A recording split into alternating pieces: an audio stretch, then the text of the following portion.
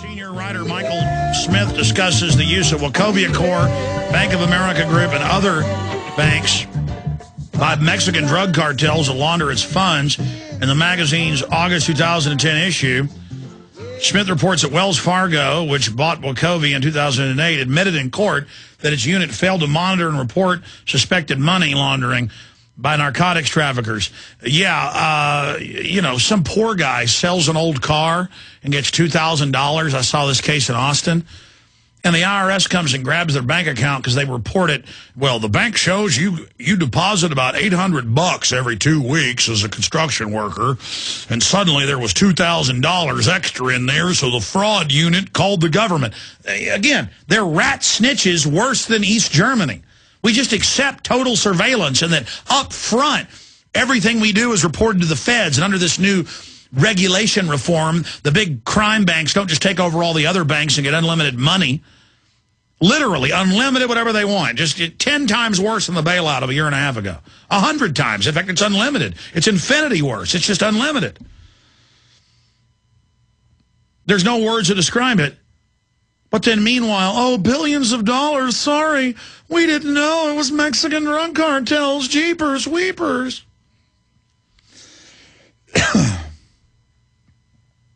And it just goes on and on. No. The cops are going to kick down your door looking for one balloon of heroin. Meanwhile, the Pentagon admits they're growing almost all the opium in the world in Afghanistan. Over 90% is produced there, and our government grows it, ships it out directly to your whore daughter's veins. Your daughter's a whore because they tricked her and sold it to her and got her addicted. Your son's dead because the government shipped heroin in and advertised it in movies like it was cool. They bring the drugs in. The big central banks are the equivalent of foreign spies destroying America. And I talked about this some in the first hour. You got these big global banks openly lobbying to get rid of the dollar and have a new UN-run world government SDR where the banks make the profits and we pay taxes to them. That's CNN today. Today. CNN. Dollar should replace as international standard, UN report says, by SDRs, and it's the whole carbon tax plan. Now, is that treason? Is that espionage? Hitler couldn't conquer us. Stalin, Napoleon, whoever, couldn't conquer England, couldn't conquer America.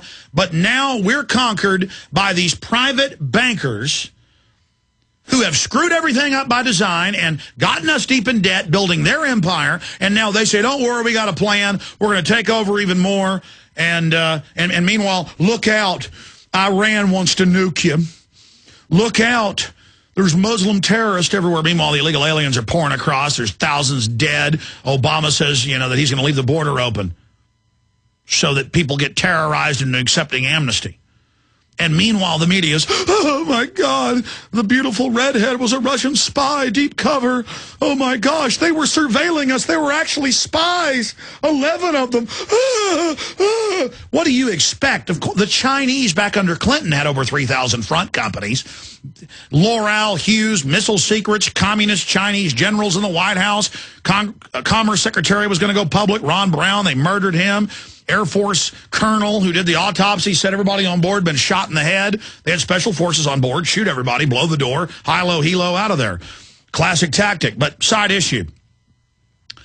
You've got spies running all over America. America is a giant joke, wide open to British, Israeli, Chinese spies, and anybody else. Why is Russia the one group that when they have spies, the globalists go ape? Well, because the globalists made a deal. They put Lenin in.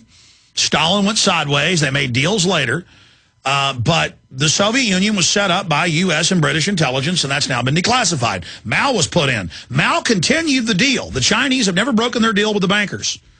When I say the U.S., I mean the bankers that hijacked us. Russia has broken those deals, and Russia's involved in all sorts of evil as well. Any big government is. That's the problem. But the point is, they're getting ready to attack Iran. They know Russia's been selling them weapons. They already started 888 with the Russians and tried to start World War III. That's now been declassified. That's been major newspapers the last 2 months. And so this is a way to kick off, oh my gosh, the Ruskies. And notice they've got Angelina Jolie, who's a CFR member, coming out with that new movie. I've seen it in movies. What's it called? Salt. And she's supposedly a government agent, but they have a Russian defector, and he goes, I know who the spy is. It's you. And then she pulls off her wig, and she's the sexy Russian. Just like they had all these sneak attack movies where America sneak attacked on TV and in the theaters right before 9/11.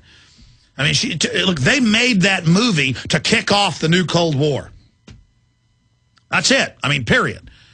And, you know, I made the point of prosecute these spies. And obviously they're spies. Husband and wife teams with fake names.